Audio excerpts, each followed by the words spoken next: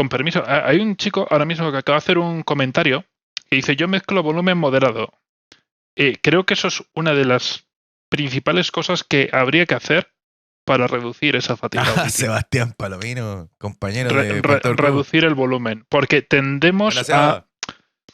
a caer en eso de, claro, como nuestro cerebro es un poco especial en general, porque somos muy listos pero muy tontos también. Y nuestro cerebro dice: buah, si suena bien está que flipas. Y claro, empezamos a hacer así en la interfaz de audio y luego cuando queremos escuchar algo le decimos: ¡mamá, qué decías! Claro. Idealmente la mezcla uno la debe realizar a un volumen en el que te permita conversar con otra persona que tengas al lado sin levantar la voz. Yo ahí entro en un tema y eso no es viable. No es fiable. Para mí no. Porque yo hablo mucho más bajo de lo que hablan gente a mi alrededor. Por ejemplo, entonces yo tiendo a hablar, de hecho, es una de las cosas que estábamos hablando antes de empezar, que se me escuchaba bajito, porque por defecto yo tiendo a hablar bajo, comparado con la media, ¿no?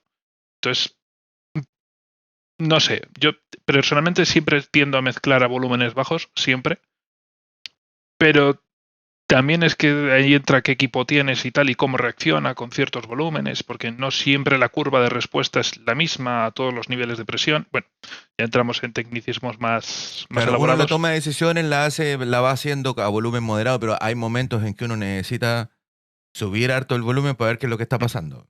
Sí. Y ahí cuando uno sube más el volumen dice: oh, no, me pasé. Sí. Y también en el contrario, bajar harto tampoco es bueno, ¿no? Claro, bajar harto para revisar otros detalles, que eso sirve a veces para revisar qué tan mal pusiste la reverb, por ejemplo. Porque si sí, o para comparar la relación entre el bajo y el bombo, a veces uno va bajando y teóricamente tiene que desaparecer la voz, el bajo, el bombo, todos juntos. Claro, y hay veces que uno va bajando el volumen y el bombo sigue sonando. O cuando uno va bajando el volumen y se sigue escuchando la reverb. El mejor limitador de todo esto son vecinos quisquillosos. También. En cuanto te golpean la pared es porque estás muy alto. Claro. Sí.